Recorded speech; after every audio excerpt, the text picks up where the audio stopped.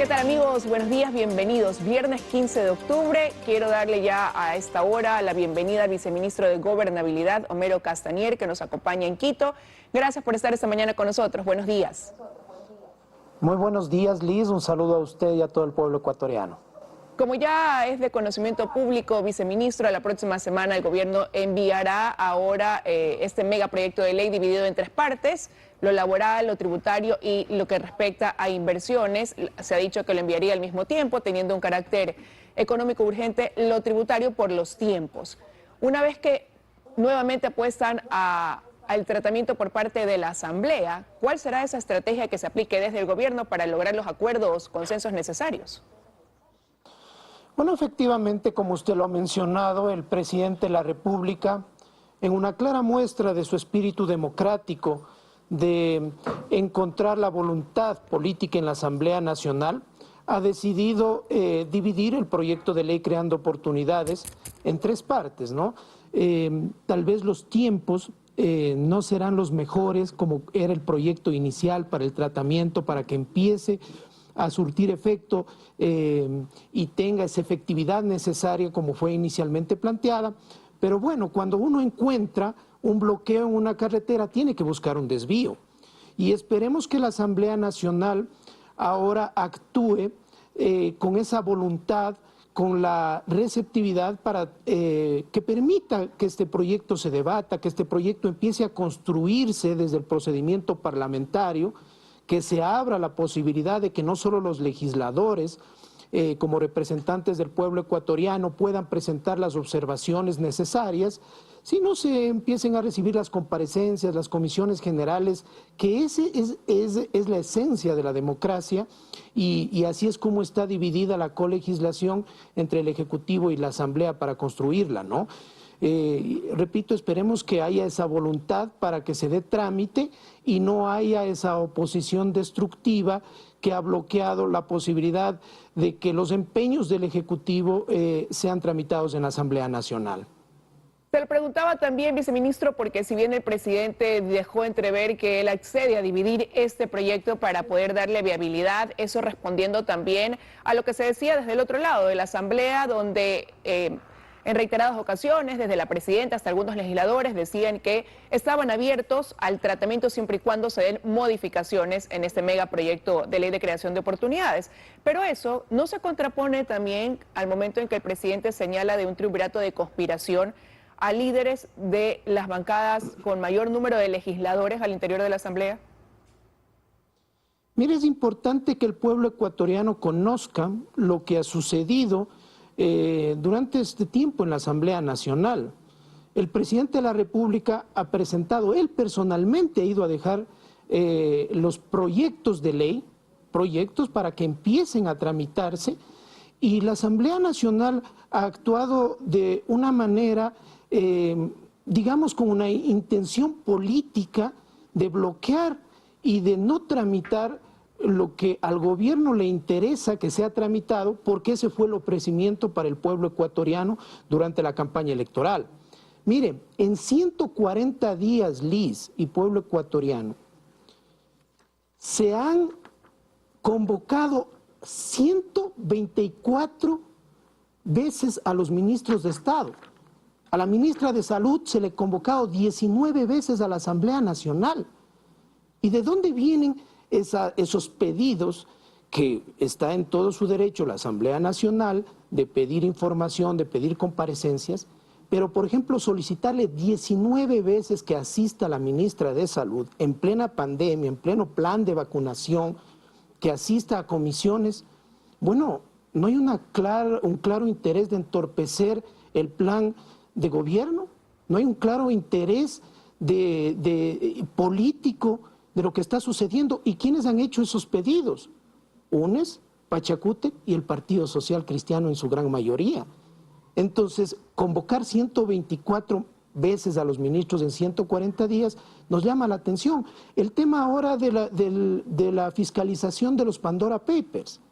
Existe una comisión de fiscalización que, según el artículo 21 de la Ley Orgánica de la Función Legislativa, es la encargada de fiscalizar, de pedir información, y con intencionalidad política le llevan a una comisión de garantías constitucionales, de derechos colectivos, que igual, según la ley, tiene los objetivos de legislar para pueblos montubios, afros, indígenas, conocer los indultos, las amnistías, las leyes de derechos colectivos.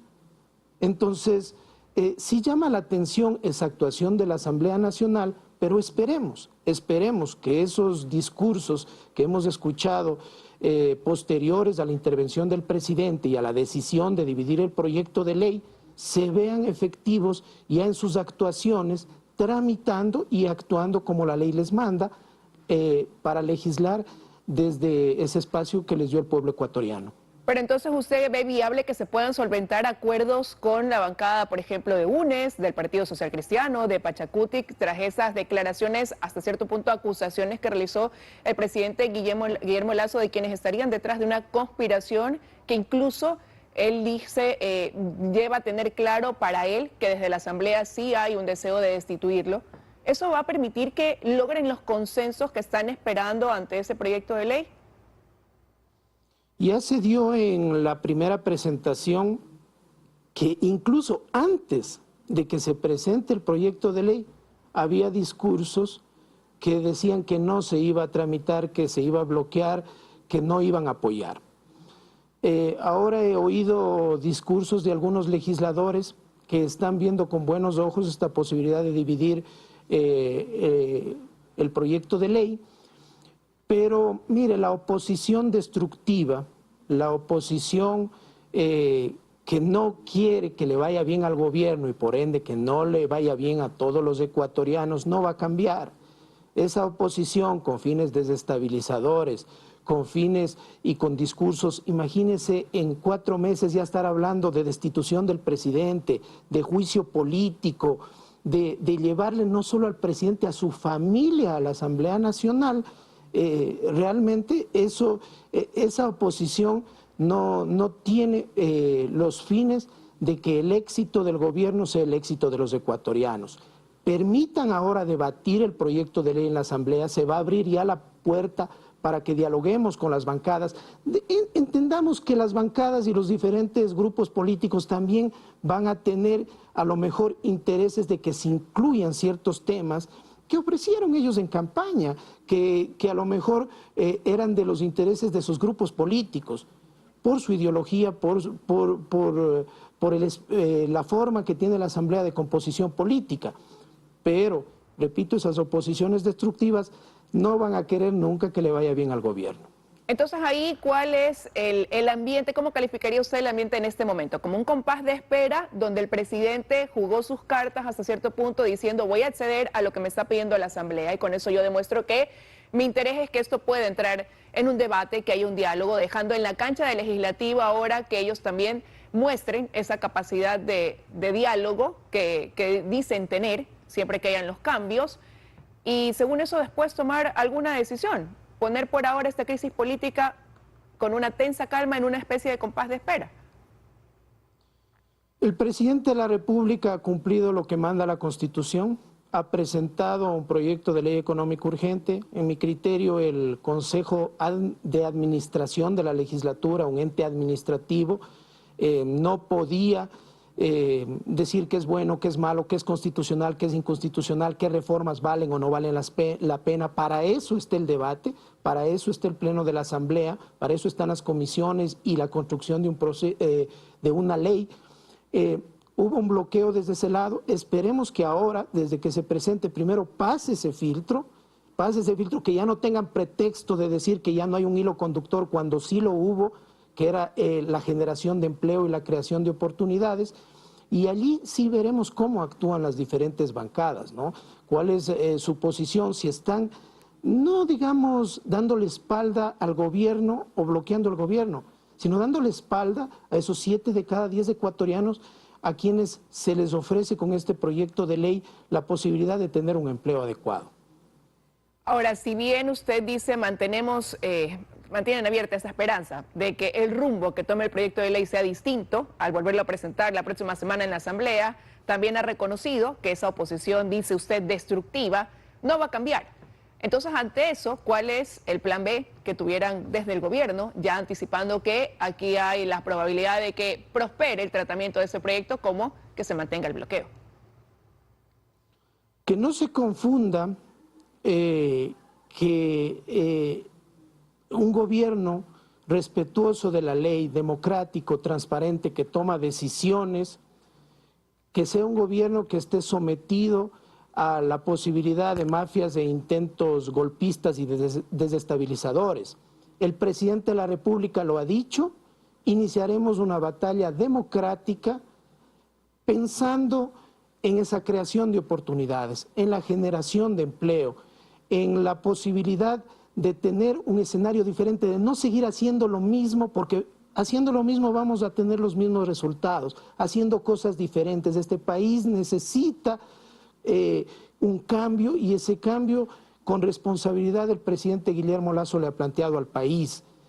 Yo no me quiero adelantar, pero existen los caminos democráticos para que ese proyecto de ley sea ley de la República, vaya al registro oficial y beneficie a esos casi 6 millones de ecuatorianos que necesitan un empleo formal. ¿Quiere decir eso, que se mantendría latente, hay una posibilidad de una muerte cruzada?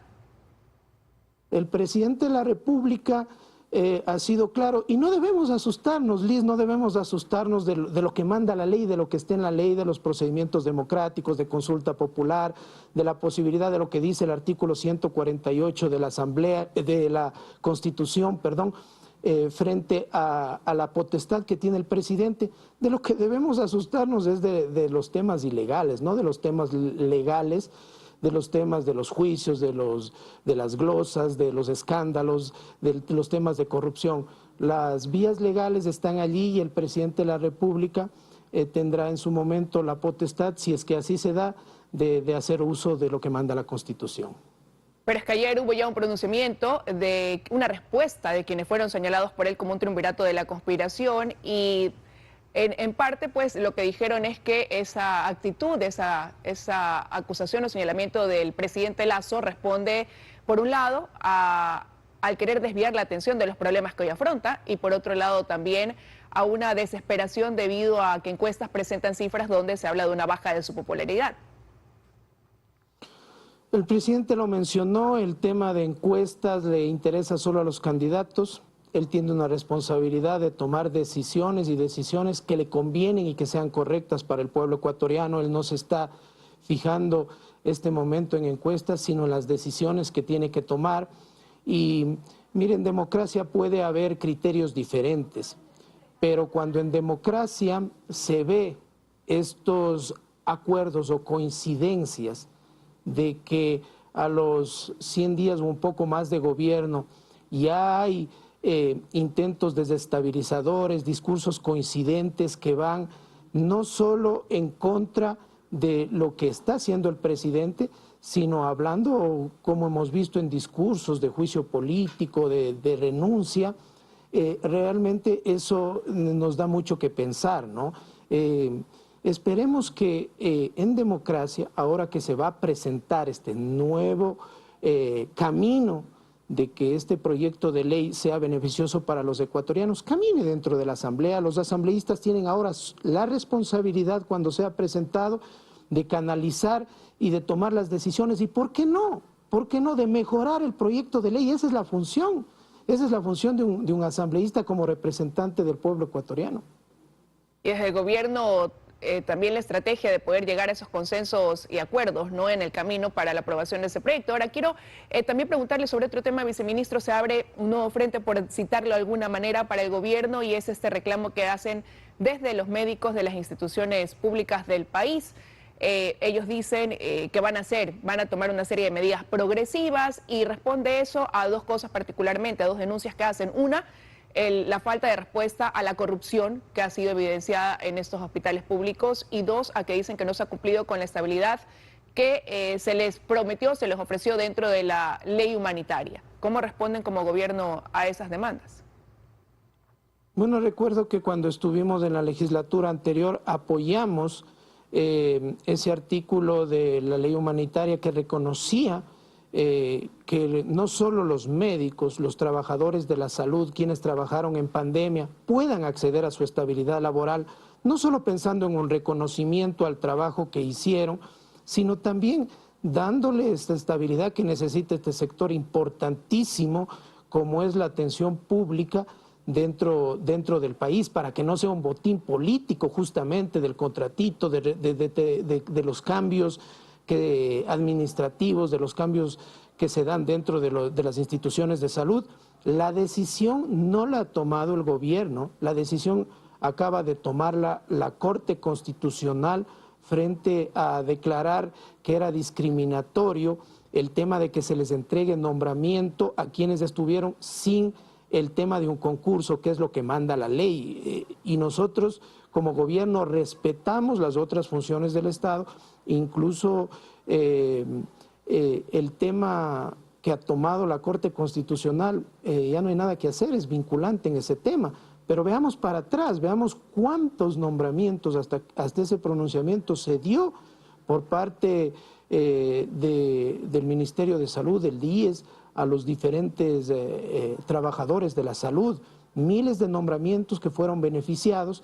Y ya en el tema que usted menciona de la corrupción de los reclamos, mire, la ministra de Salud ha sido uno de los ministros del equipo del presidente de la República que ha hecho las cosas de manera correcta, que está actuando de manera correcta, ya una vez que viene ya apuntándose este plan de vacunación a llegar a este 85% tan ansiado para fin de año. Yo estoy Pero seguro que ya ahora tomará surgen las mejores esta serie de decisiones en los reclamos. cambios en las zonales, distritales, en los hospitales, para tener gente no solo capaz, sino honesta e íntegra, que pueda dar no solo un servicio correcto, sino que corte la corrupción dentro de la salud pública del país. Quiero agradecerle, viceministro, que nos haya acompañado esta mañana aquí en los desayunos de 24 horas. Que tenga un buen día. Gracias, Liz.